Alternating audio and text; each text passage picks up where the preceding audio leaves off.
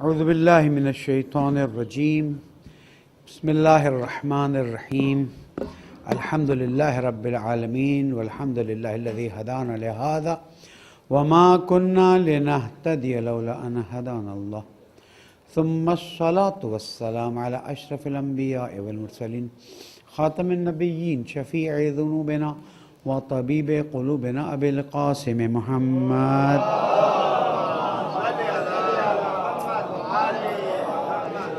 وعلى أهل بيته الطيبين الطاهرين المعصومين المظلومين الذين أذهب الله عنهم الرجس وطهرهم تطهيرا.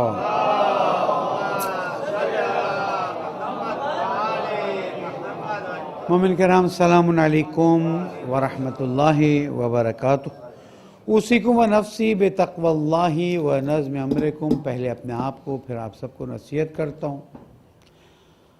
اللہ کے امور میں احتیاط کیجئے، اللہ کی ناراضگی سے پرہیز کیجئے، تقوی اختیار کیجئے اور اپنی زندگی کو منظم کیجئے. یہی کامیابی کا راستہ ہے.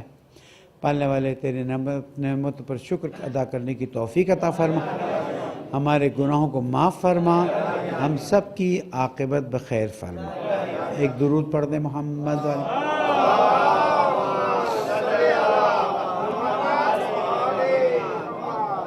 آج ہم دو بہت اہم عناوین پر گفتگو کریں گے. پہلا عنوان جو پہلے خطبے میں لے لوں گا اور پھر دوسرا عنوان دوسرے خطبے میں لے لوں گا اور شاید سارا وقت اسی پہ نکل جائے. دیکھیں، ہمارا نظام دینی جو ہے وہ ولایت پر مبنی ہے اور ولایت ہمارے دین کی اساس ہے.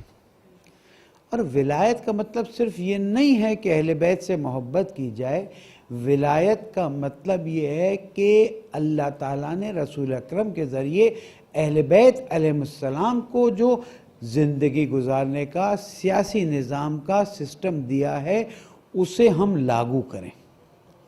ہمارا اہل سنت سے کیا اختلاف ہے؟ سب سے پہلا اور بنیادی، پھر جہاں سے چیزیں الگ ہوتی ہیں، وہ کہتے ہیں کہ جس کو ولی امر بنا دیا گیا، جس کو خلیفہ بنا دیا گیا، وہ خلیفہ ہو گیا.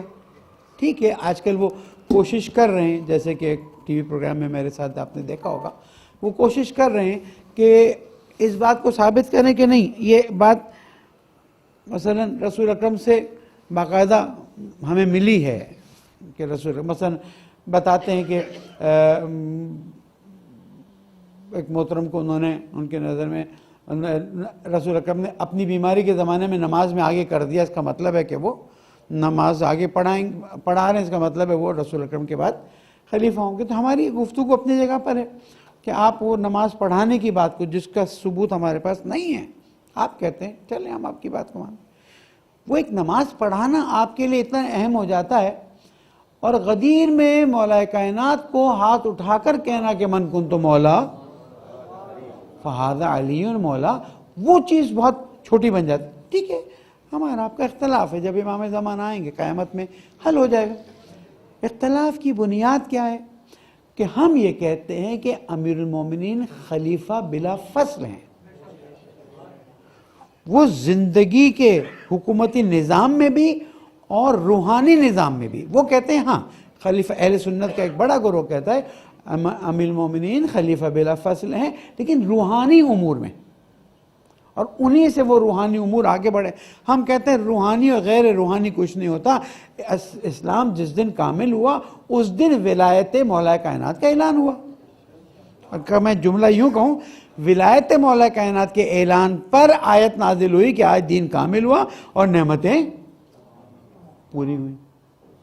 ٹھیک ہے، اب تاریخ میں واضح طور پر پھر اہل سنت ہم پر اعتراض کرتے ہیں، اور یہ چیزیں ایک مثبت انداز میں بیان ہونی چاہیے. یہ نہیں ہو سکتا کہ ہم کہیں کہ جناب اختلاف بین المسلمین ہو جائے گا. نہیں، ہم اپنی بات کو مثبت انداز میں پیش کرتے ہیں، آپ اپنی بات کو مثبت انداز میں پیش کریں تاکہ انسان فکر کرے اور جو چیز اسے مضبوط دلیل کے ساتھ مل جائے اسے اپنائے.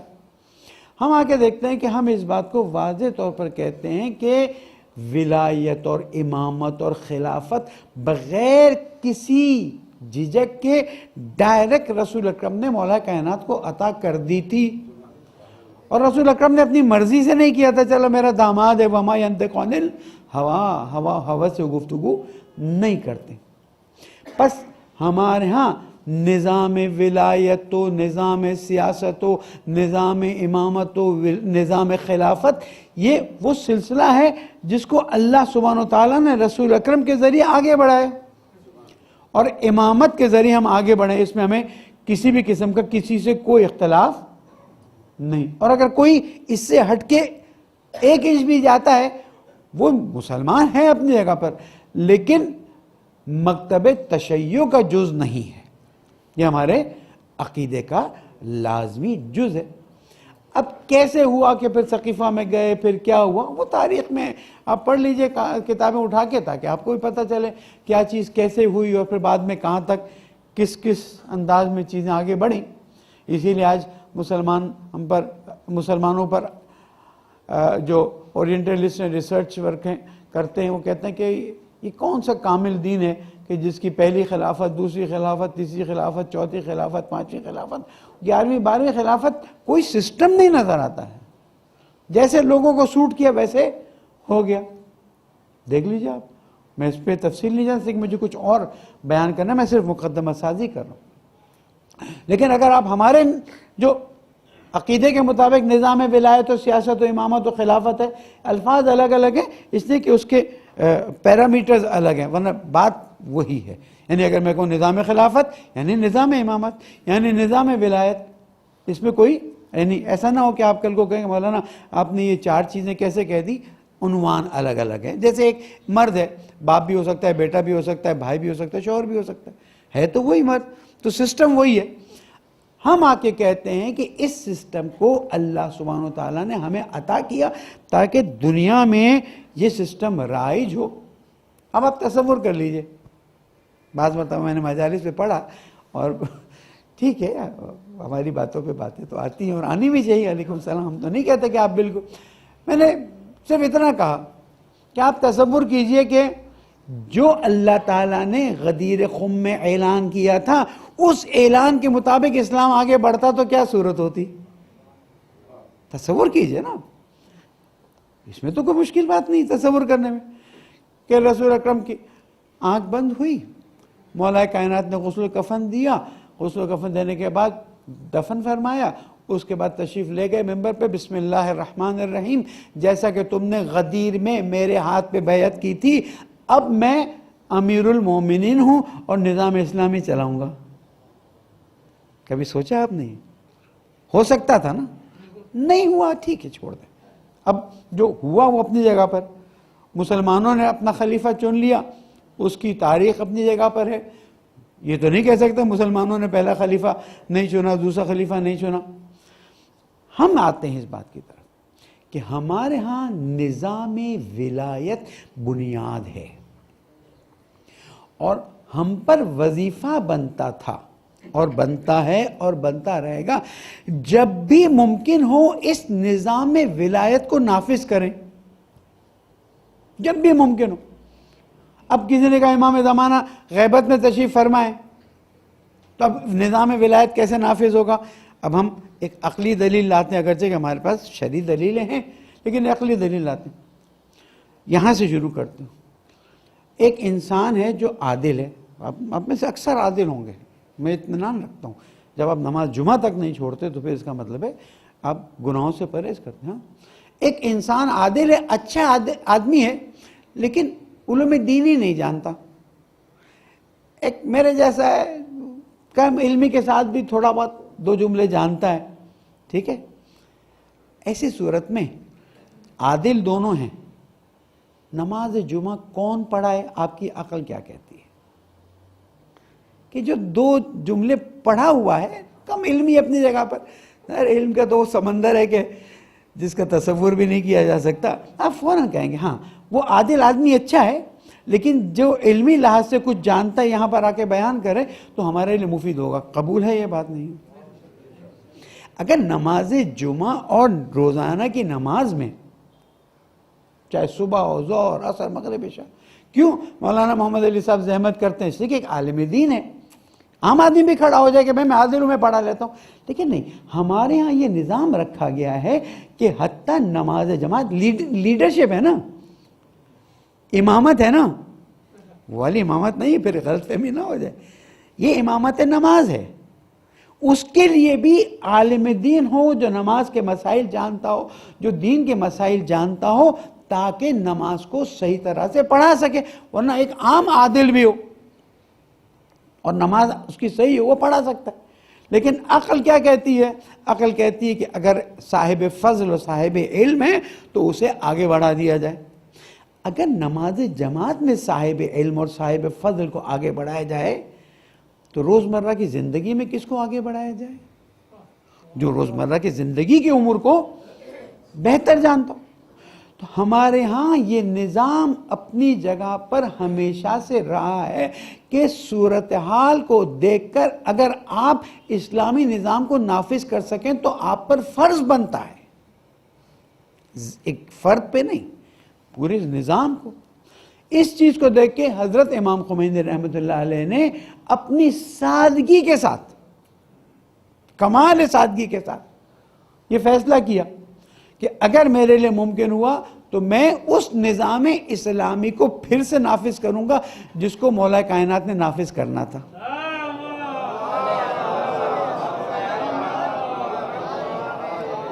اب مولا کائنات کا مرتبہ تصور نہیں کر سکتے، لیکن اگر ایک ڈیوٹی مولا کائنات آج ہوتے تو انجام دیتے کہ نہیں دیتے، نظام کو قائم کرتے کہ نہیں کرتے۔ انہوں نے اس وظیفے کو سمجھا اور ایک نظام قائم کرنے کی کوشش کی۔ جب فرانس سے جہاز میں بیٹھے اور انٹرویو لینے والے نے سوال کیا کہ آپ کیا کرنے جا رہے ہیں، انہوں نے کہا اللہ کا نام زندہ کرنے جا رہے ہیں، نظام اسلامی نافذ کرنے جا رہے ہیں، آپ کامیاب ہوں گے؟ انہوں نے کہا کامیابی اور ناکامی میرا کام نہیں ہے، میرا وظیفہ ہے میں اپنا فریضہ انجام دے دوں، باقی اللہ کی ذات ہے، چاہے تو کامیاب کرے چاہے تو کامیاب۔ انقلاب اسلامی کی سالگرہ ہے، ہمارے بہت سے مومنین بات کو نہیں سمجھ سکتے، وہ کہتے ہیں یہ ولایت فقیہ، ولایت امیر المومنین اللہ کا دیا ہوا نظام ہے۔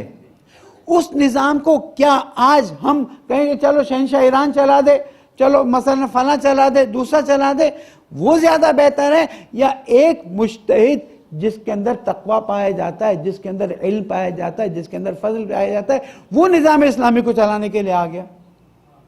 امام جماعت میں تو قبول کر لیتے ہیں، لیکن وہاں آ کے کہتے ہیں نہیں نہیں نہیں، یہ بات ذہن سے نکال دیں کہ نظام ولایت فقیہ جو ہے وہ خدا نخواستہ نظام ولایت امیر المومنین کے مقابلے میں نہیں ہو سکتا۔ میں نے ابتدا اسی لیے واضح کر دیا۔ وہ دیکھیں رسول اکرم نے امام جماعت کے طور پر وظیفہ انجام دیا، مولا کائنات نے انجام دیا، جہاں جہاں اماموں کو موقع ملا ائمہ معصومین نے انجام دیا۔ ان کی امام جماعت الگ، ہماری امام جماعت کی ڈیوٹی الگ، چیز وہی ہے، سمجھتے ہیں میری بات، چیز وہی ہے، لیکن ان کے مرتبے، ان کے درجے، ان کے سسٹم وہ پرفیکٹنیس ہے۔ لیکن اب یہ کہتا ہے نہیں بھائی غیر معصوم جو وہ امام جماعت نہیں ہو سکتا، نہیں، دین نے کہا کہ اگر معصوم تشریف فرما نہیں ہے تو غیر معصوم یہاں آ جائے۔ یہی نظام سیاسی، اگر معصوم تشریف فرما نہیں ہے غیبت میں تو غیر معصوم، لیکن اہل ہو، دین جانتا ہو، دین سمجھتا ہو۔ آج آپ دیکھیں تقریباً، میں غلطی نہیں کرتا تو علیکم السلام، 42 سال گزر گئے، آج اسی نظام کی برکت سے تشیع کو جو عزت ملی ہے، جو کرامت ملی ہے، جو شرافت ملی ہے، آپ تصور نہیں کر سکتے۔ کیوں آج ہمارے دشمن 20 سال 30 سال پہلے سے بہت زیادہ ہو گئے؟ کیوں شیعہ سنی کے اختلافات اتنے بڑھا دیے گئے؟ کیوں کوشش کی جا رہی؟ 35 سال سے زیادہ ہو گئے ایران پر پابندیاں لگی ہوئی ہیں۔ یہ کیا ہے؟ وہ ایک ملک کے خلاف تم اتنا آگے بڑھ رہے ہو کہ 35 سال سے زیادہ گزر گئے ہیں۔ میں تھوڑا احتیاط سے الفاظ استعمال کر رہا ہوں کہ ایران پر اقتصادی پابندیاں ہیں، یہ تمام پابندیوں کے بعد آج یہ نظام پوری قدرت کے ساتھ کھڑا ہوا ہے اور پورا مکتب تشیع اس بات پر فخر کرتا ہے کہ اس نظام نے مسلمانوں کی گردنوں کو، اس کے سر کو اور گردنوں کو فخر سے بلند کر دیا ہے۔ پھر اس نظام کی خوبی یہ ہے کہ جیسے امام خمینی آئے، کسی مسلمان لیڈر کے ذہن میں نہیں آیا کہ فلسطینوں کا حق دلانا ہے۔ ہم اپنی کوشش تو کر ڈالیں کہ ہم یوم جمعۃ الوداع کو یوم القدس اعلان کرتے ہیں۔ اہل سنت کے لوگ ہش ہش کرنے لگے، ارے یہ کیا بات ہو، بہت بڑی خوبصورت بات ہو گئی۔ پھر اس کے بعد فلسطین کے مسائل آئے، فلسطین کے ساتھ کشمیر کے مسائل آئے۔ اب دیکھیں جتنا انقلاب آگے بڑھتا گیا، اتحاد بین المسلمین بڑھتی گئی، وحدت کانفرنسیں ہوئیں، شیعہ علماء دوسرے ملکوں جاتے تھے، دوسرے ملک کے علماء اہل سنت ایران آتے تھے تاکہ تشیع کے نظام کو دیکھیں، سمجھیں، پتہ چلے۔ اور میں نے یہ واقعہ پہلے بھی بیان کیا تھا، پھر بیان کرتا ہوں کہ جب انقلاب کی ابتدا میں الازہر کے علماء اور بڑے بڑے اسکالرز آئے تھے تو واپسی پہ ایئرپورٹ پہ کسی نے انٹرویو کیا کہ کیا لگتا ہے کہ آپ لوگ اہل سنت حضرات بھی ایسا انقلاب لا سکتے ہیں؟ سوچ سکتے ہیں آپ اہل سنت حضرات، بھئی آپ کے ملک میں بڑی بڑی طاقتیں ہیں، اخوان المسلمین ہے، جماعت اسلامی ہے، دوسری تنظیم ہے، جمعیت علماء ہند ہے، پاکستان ہے، آپ انقلاب لا سکتے ہیں؟ لیکن ہم انقلاب لا سکتے ہیں نہیں لا سکتے، ان کے یہاں وہ تین چیزیں ایسی ہیں جو ہمارے ہاں نہیں پائی جاتی، اور ان تین چیزوں کی بنیاد پر انقلاب کامیاب ہوئے۔ نمبر ایک، ان کے ہاں امامت کے سلسلے کے بعد غیبت میں مرجعیت کا سلسلہ چل رہا ہے، اور مرجع نے اگر کہہ دیا، تمباکو کا فتویٰ مشہور ہے کہ جب برٹشرز یہاں پر بھی آئے، ایران میں بھی آئے، جب برٹشرز نے تمباکو کا کام شروع کیا، طے یہ تھا کہ چند مہینے میں پورے ملک پہ قبضہ کر لیں گے تمباکو کے بہانے سے۔ عبد اللہ شیرازی عراق میں بیٹھے ٹیلی گرام بھیجا، آج سے تمباکو کا استعمال حرام۔ آیت اللہ سیستانی نے فتویٰ بھیجا تھا نا، نماز جماعت بند کر دو، ہم نے کی نا نماز جماعت، اتنی فضیلت والی، بھائی کورونا آ گیا ہے، آج سے نماز جماعت آپ بند کر دیں، نماز جمعہ کی نا ہم نے۔ انہوں نے کہا کہ پہلی چیز ان کے پاس اس نظام ولایت کا کنٹینیوشن، یہ مرجعیت ہے، اور جس کو ہم کیا کہتے ہیں ولایت فقیہ بھی کہتے ہیں، تھوڑا فرق کے ساتھ۔ دوسری چیز، ان کے ہاں خمس ہے، ہمیں اپنی مسجد کا بلب بھی بدلنا پڑتا ہے تو ہمیں ہاتھ پھیلانا پڑتا ہے کہ بھائی کچھ مدد کر دو، علیکم السلام ورحمۃ اللہ۔ ان کے یہاں خمس اٹھ کے دینے جانا پڑتا ہے، کوئی لینے نہیں آتا ہے۔ کیوں؟ اس لیے کہ وہ اپنا وظیفہ سمجھتا ہے کہ میں پہنچا دوں تاکہ بھئی 5واں حصہ پہنچا دوں تاکہ باقی 4 حصے میرے حلال ہو جائیں۔ نا معصوم نے فرمایا ہوا کہ اگر 5واں حصہ نہیں پہنچایا تو باقی 4 حصے تم استعمال نہیں کر سکتے، اس سے کہ ہمارا مال اس میں پڑا ہوا ہے۔ کہ یہ تو 2 چیزیں ہو گئیں، تیسری چیز کا کہ ان کے ہاں یا حسین موجود ہے، ان کے ہاں کربلا موجود ہے، ان کے ہاں کربلا زندہ ہے۔ ایک اور سنی اسکالر نے بھی، بلکہ 2-3 سنی اسکالر نے ویڈیو جو یوٹیوب چلتی ہے، انہوں نے یہی کہا کہ جب تک تشیع میں کربلا زندہ حیثیت سے موجود ہے۔ اب دیکھیں جب 40 کے مشی ہوتی تھی تو جو غیر مسلمان نیوز رپورٹر گئے تھے، انہوں نے کہا یہ کیوں رو رہے ہیں، کیا ہوا ہے ان کا کچھ؟ انہوں نے کہا نہیں، 1400 سال پہلے جو امام حسین شہید ہوئے تھے ان کے غم میں رو رہے ہیں۔ کہا یہ تو ایسا لگتا ہے جیسے ابھی جنازے میں جا رہے ہیں۔ کربلا کو زندہ رکھنا ہے، کربلا کی یاد کو زندہ رکھنا ہے۔ نعوذ باللہ الٹی سیدھی چیزوں کے ذریعے کربلا کو تبدیل کیا جا رہا ہے، نہیں ہونے دیں۔ میں ہمیشہ کہتا ہوں کربلا اسی سادگی سے منائیں جس سادگی سے ائمہ معصومین نے منایا اور بتایا کہ کربلا اور عزاداری میں کسی بھی قسم کی رنگ آگے چیزیں نہیں بولتا میں، ورنہ پھر لوگ باقی چیزیں چھوڑ دیتے وہ اٹھا لیتے۔ کربلا ویسے ہی، میں نے کہا یہ 3 چیزیں ان کے پاس ہیں، ہمارے پاس نہیں ہیں، ہم اس انقلاب کو نہیں لا سکتے۔ آج تشیع کی عزت نہیں، مسلمانوں کی عزت ہے انقلاب اسلامی۔ پوری دنیا کی طاقتیں، اب تو ایران عراق جنگ ختم ہوئی، ساری حقیقتیں، کس نے کیمیکل دیے، کس نے اسلحے دیے، کس نے پیسے دیے، سب چیزیں سامنے آ گئی، پتہ چل گیا نا۔ اس کے باوجود یہ صرف اور صرف امام زمانہ علیہ السلام کی مدد تھی۔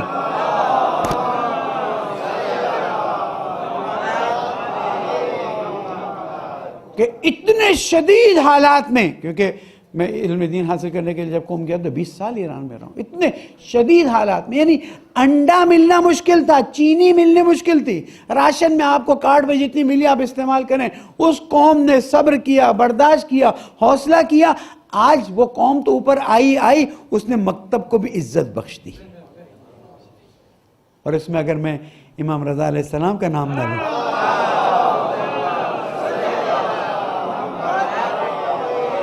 اتنی محبت کی ہے امام رضا علیہ السلام نے اس عوام سے۔ بچوں کی شہادت ہے، 18 سال کے جوانوں کی شہادت ہے، میں نے اپنے کلاس فیلوں کی دیکھی، جنازوں پہ جنازے، لیکن کسی کے ماتھے پہ شکن نہیں آتی تھی۔ الحمدللہ آپ لوگوں نے بھی قربانی دی، اس کا مطلب نہیں کہ انہوں نے دی تو آپ نے نہیں دی، آپ نے عزاداری کی خاطر قربانی دی اور اب دینے والے۔ اگر حکومت نے عقل کے ناخن نہیں لی اور اس ہفتے میں ایف آئی آر واپس نہیں لی، کس پہ ایف آئی آر کاٹی تم نے کہ تم جلوس میں جا رہے ہو، پیدل جا رہے ہو؟ وہ ایک چھوٹا سا گاؤں ہے جس کے لوگوں کو آپ دیکھیں تو کہیں گے اتنے سادے لوگ ہیں، ان پہ ایف آئی آر یہ کاٹی گئی، ان کے 800 لوگوں پر ایف آئی آر کاٹی گئی کہ یہ خنجر ڈال کر پیدل جلوس میں جا رہے تھے اور وہاں پر جا کے فساد برپا کرنے والے تھے۔ ارے حسینیوں نے جتنا امن قائم کیا دنیا میں کسی نے قائم نہیں کیا۔ انشاءاللہ اگر ضرورت پڑی تو ہم 14 تاریخ کو سکھر سے اپنا لانگ مارچ شروع کر رہے ہیں تاکہ عزاداری کے خلاف اس بدترین عمل کو جو حکومت سندھ نے انجام دیا، اور بعض چیزیں حکومت پنجاب میں بھی، ہم جب گلگت بلتستان گئے تھے کچھ عرصے پہلے، انہوں نے کہا مولانا اگر آپ لوگوں نے ایک مرتبہ عزاداری کے سلسلے میں پاور شو کر دیا تو ہماری سب کی مشکلات حل ہو جائیں گی۔ چند سال پہلے عزاداری کانفرنس کی تھی، دیکھا تھا نا۔ میں ان لوگوں کو جو حکومت کی طرف سے یہاں پر درخواست کرتا ہوں اس پوزیشن تک نہ پہنچنے دیں کہ جس پوزیشن میں پھر لانگ مارچ ہو، اور پھر اگر ہم چیف منسٹر ہاؤس کے گھر آ کے بیٹھ گئے تو آپ نے ہمارے دھرنے دیکھے ہیں، ہمارے دھرنے کیسے ہیں؟ اس لیے کہ ہم اپنی ذات کو تو قربان کر سکتے ہیں، عزاداری کو قربان نہیں کر سکتے۔ پالنے والے تجھے محمد و آل محمد کا واسطہ، تجھے تیری عظمتوں کا واسطہ، اس انقلاب کے ذریعے تشیع کو اور بھی عزت و کرامت عطا فرما، ہمارے مسائل کو حل فرما، بیماروں کو شفائے کامل عطا فرما، ہماری نسلوں کی اصلاح فرما دے، ہمارے پیارے ملک پاکستان کے تمام مسائل کو حل فرما دے، مرحومین اور شہداء کے درجات بلند فرما، ہمارے گناہ معاف فرما دے، ہم سب کی عاقبت بخیر فرما دے۔ بسم اللہ الرحمن الرحیم۔ والعصر ان الانسان لفی خسر الا الذین آمنوا وعملوا الصالحات وتواصوا بالحق وتواصوا بالصبر، صدق اللہ العلی العظیم۔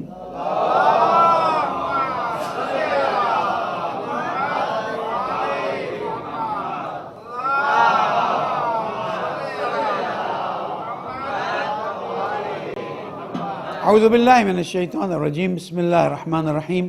مومنین تقوی اختیار کیجئے کہ یہی کامیابی کا راستہ ہے۔ اللہ تعالیٰ نے ہمیں توفیق دی، اس کی عبادت کی، اس کی اطاعت کی۔ پالنے والے تیری ان نعمتوں پر شکر کرتے ہیں، ہماری دعاؤں کو قبول فرما، عاقبت بخیر فرما۔ اس سے پہلے کہ میں کشمیر کے مسئلے پر رہوں، آج ایک بڑی شاندار خبر میرے ہاتھ میں لگی ہے اور میں چاہتا ہوں آپ تک پہنچاؤں۔ ذرا آپ لوگ بھی ڈھونڈ ڈھونڈ کے بھیجیے گا لوگوں کو۔ واشنگٹن سے خبر آئی، امریکہ نے یمن جنگ میں سعودی عرب سے تعاون ختم کرنے کا فیصلہ کر لیا ہے۔ سبحان اللہ، تو آپ ختم ہونے پہ کہہ رہے ہیں نا، میں سبحان اللہ اس بات پہ کہہ رہا ہوں کہ تم نے اقرار کیا کہ تم نے تعاون کیا تھا۔ اس کا مطلب اتنے لاکھوں بچے، خواتین، بیمار جو مارے گئے، اس میں تمہارا ہاتھ۔ امام خمینی نے کہا نا، امریکہ شیطان بزرگ ہے، دیکھ لیجئے۔ پچھلا صدر گیا، نیا صدر ہے، اقرار کہ ہم نے یہ کیا اور ہم آئندہ نہیں کریں گے۔ اب یونائٹڈ نیشنز کہاں، ہیومن رائٹس کہاں، نہیں بولیں گے۔ اور دیکھیں اسلام آباد میں ایک گاڑی کے 4 لڑکوں کو کچل دیا گیا، کیونکہ کچلنے والی فیملی جو تھی وہ بڑی طاقتور ہے۔ میں کہہ رہتا ہوں چیف جسٹس صاحب بند کریں سارا نظام، یہ سب کھوکھلا نظام ہے۔ کیسے اس لڑکے کو 50,000 روپے پر نہ کسی کی بات سنی گئی، نہ کچھ پتہ چلا، جو سرکاری بیانیہ آیا اس پہ ایف آئی آر کاٹ کے اس کو ضمانت بھی کر دی، اور 16 بھائی اسی وقت پکڑو، اس کا میڈیکل کراؤ، نشے میں تھا کہ نہیں تھا، اس کا میڈیکل کراؤ کہ اس کے ہاتھ کے نشان گاڑی پر تھے کہ نہیں تھے، چلانے والا۔ اور اسلام آباد میں آپ جیسے انٹر ہوتے ہیں نکلتے ہیں، آپ کی گاڑی کی مسلسل تصویر اتاری جاتی ہے. اب سب غائب ہو گئی اس لیے کہ بڑی خاتون, بڑا خاندان, بڑی پوسٹ. چیف جسٹس صاحب چھوڑیں ان باتوں کو. آپ نظام عدل کو قائم کر سکتے ہیں تو کریں, ورنہ جان چھوڑیں. میں واضح طور پر کنٹمپٹ آف کورٹ بھی ہوتا ہے تو کہتا ہوں کہ آپ کے جسٹس نظام میں یہ ناانصافی جو ہے قیامت میں آپ کے لیے مصیبت لائے گی. مت کریں ایسی چیز. دیکھیں میرے مولا امیر المومنین نے فرمایا کہ جس جگہ پر انصاف نہیں ہوگا وہاں حکومت نہیں چل سکتی ہے. اور میرے مولا کا قول پتھر پر لکھی ہوئی لکیر ہے جس کو کوئی مٹا نہیں سکتا ہے. انصاف کرو, عدل کرو, لوگوں کو ان کا حق دو. ان 4 بچوں کے خون کو تم 2-4 کروڑ روپے میں معاف کر دو گے اور وہ جو جس نے یہ کام کیا اس کو تم فارغ کر دو گے. میں نہیں کہتا کہ کس نے کیا, لیکن تحقیق تو کرے. یہ انصاف کے بغیر نہیں چل سکتا. بہرحال ان ساری چیزوں کو چھپا دیا جاتا ہے. اب دیکھتے ہیں جمال خاشقجی کے بارے میں بھی کہا گیا کہ اس کے خلاف جس نے قتل کروایا اس کے خلاف ایکشن ہوگا. دیکھتے ہیں کب ہوتا ہے, ورنہ دنیا ایک بازیچہ ہے. آپ ایک کھیل تماشا دیکھتے رہیں اور دیکھیں کہ کل پارلیمنٹ میں پڑھے لکھے سمجھدار لوگ, گریجویٹ لوگ کس طرح سے نادان اور جاہلوں کی طرح لڑ رہے تھے.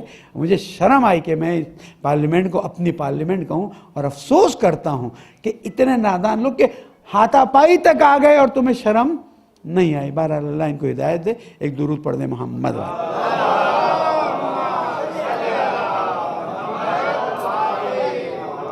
دیکھیں کشمیر کا مسئلہ یہ ہے کہ طے یہ ہوا تھا کہ پاکستان کی آزادی کے وقت جیسے مشرقی پاکستان کو پاکستان کا حصہ بنائے گا, اس طرح کچھ اور حصوں کو بھی پاکستان کا حصہ بنایا جائے گا. اور یہ جو آزاد کشمیر کے بعد جو مقبوضہ کشمیر کا علاقہ رکھا یہ پورا پاکستان میں آئے گا. طے ہو چکا.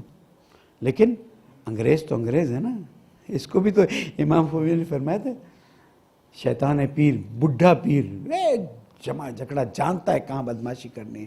اس نے کیا کیا, اس کشمیر کو اس طرف کر دیا جس کو آزاد کشمیر کا آزاد. پورے کشمیر کو انہوں نے مصیبت میں ڈال دیا. گلگت بلتستان والوں کو مشکل میں ڈال دیا, مقبوضہ کشمیر والوں کو پورا ایک علاقہ ایسا بنا دیا جو مسلسل تنازع کا باعث بنا ہے.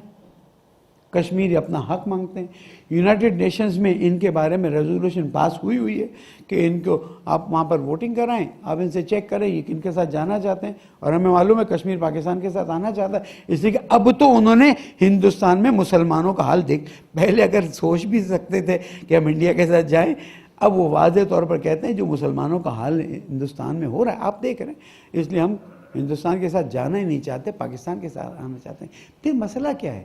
مسئلہ ہے کہ ہمارے لیڈر صرف سیاسی لیڈر ہیں, عملی لیڈر نہیں. جن لوگوں نے 25 سال کشمیر کمیٹی کو لیڈ کیا, میں ان سے سوال کرتا ہوں کہ آپ نے سوائے یہ کہ اس کمیٹی کے فائدے اٹھائے کشمیریوں کے لیے کیا کیا؟ یہی سوال میرا اور حکومتوں سے. عمران خان نے اچھا ہے یونائٹڈ نیشنز میں پچھلے سال جب پہلی تقریر کی کشمیر کی آواز کو اٹھایا, لیکن آواز اٹھانے کی بات کافی نہیں ہے. تم تھوڑا سا عمل کر کے دکھاؤ تاکہ لوگوں کو اطمینان پہنچے. میرے گلگت بلتستان کے بھائی بہن, ماں بیٹے, ہر کوئی انتظار کر رہا ہے. تم نے جا کے کہا ہم اس کو صوبہ بنائیں گے, آج تم ڈرتے ہو کہ صوبہ بنائیں گے تو یہ ہو جائے گا, تو بولتے کیوں ہو تم؟ ان کا حق بنتا ہے. نہیں, اگر ہم گلگت بلتستان کو صوبہ بنا دیں گے تو وہ کشمیر کے کوس کو نقصان پہنچے گا. میں اطمینان دلاتا ہوں کہ اگر تم نے گلگت بلتستان کو عبوری صوبہ مجھے نہیں سمجھ آتی, باقاعدہ پاکستان کا صوبہ بنا دیا, یقین کریں کشمیر کا مسئلہ اور مضبوط ہو جائے گا. ہم سمجھتے نہیں چیزوں, ہم ایک ڈائریکشن میں دیکھنا شروع کرتے ہیں پھر وہیں آگے جاتے ہیں.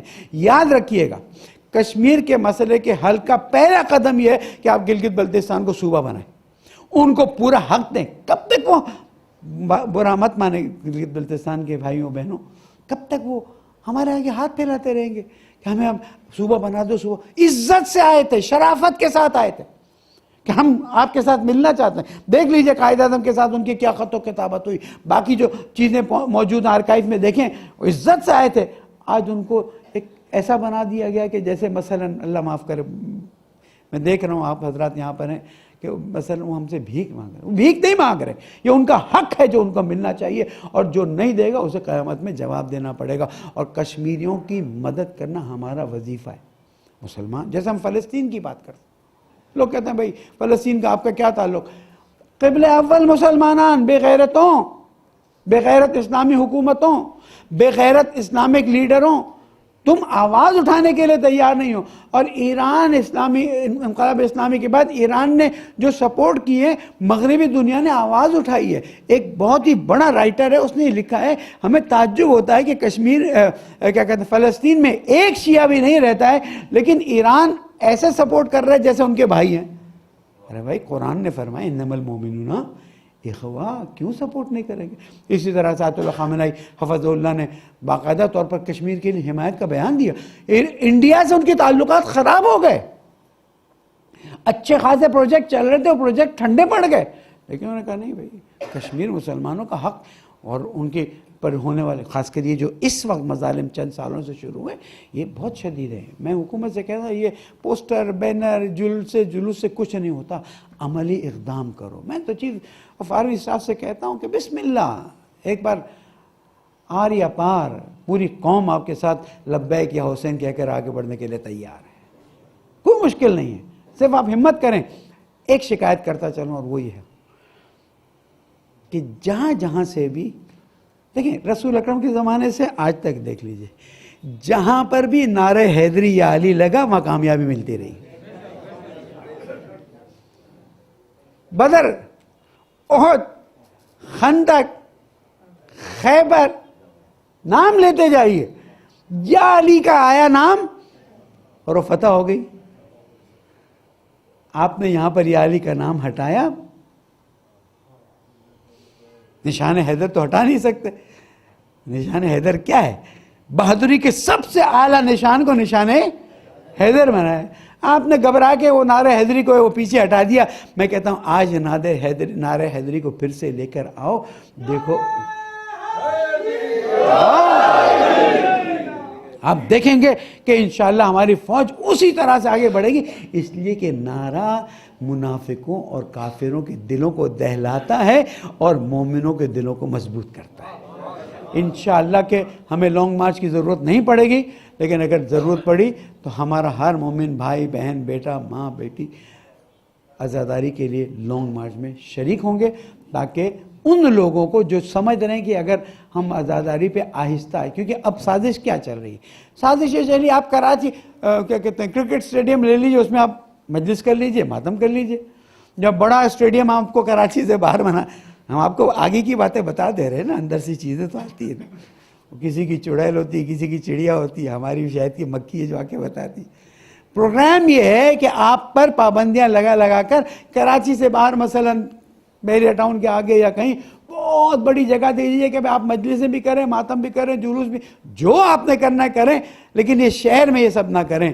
یاد رکھنا جس دن تم یہ سوچنا شروع کرو گے اس دن تم دنیا سے پہلے نکل جاؤ گے. یہ عزاداری گھر گھر گلی گلی کوچا کوچا ہر جگہ ہوتی رہی ہے اور ہوتی آئے گی. اس کے لیے ہم اپنی جان بھی قربان کر سکتے ہیں. پالنے والے تجھے محمد والے محمد کا واسطہ ہمیں عزاداری کے مسئلے میں اپنی ذمہ داری پوری کرنے کی توفیق عطا. مومنین کی جان مال آبرو کی حفاظت فرما. کشمیریوں کے مسائل کو حل کرنے میں ہماری مدد فرما. یہ مودی اور اس کے جو جاننے والے ہیں اور جو ان کے ساتھی ہیں اور باقی جو مودی کے علاوہ سب ہیں, ان سب کو پالنے والے اب نابود کر دیں. پالنے والے تجھے محمد و آل محمد کا واسطہ ہمارے مرحومین شہداء کے درجات کو بلند فرما. پالنے والے ہمیں اتحاد کے ساتھ دشمن کا مقابلہ کرنے کی توفیق عطا فرما. پالنے والے عاجز ہیں, فقیر ہیں, محتاج ہیں تیری رحمتوں کے, ہم پر اپنی رحمتیں نازل فرما. ہماری حاجات روا فرما, ہماری کوتاہیوں سے درگزر فرما, ہماری نسلوں کی اصلاح فرما دے. زمانے کے امام کو ہم سے راضی فرما دے, ان کے ظہور میں تعجیل فرما دے. بسم اللہ الرحمن الرحیم. اذا جاء نصر اللہ والفتح ورأیت الناس يدخلون فی دین اللہ افواجا فسبح بحمد ربک واستغفرہ انہ کان توابا. صدق اللہ العلی العظیم.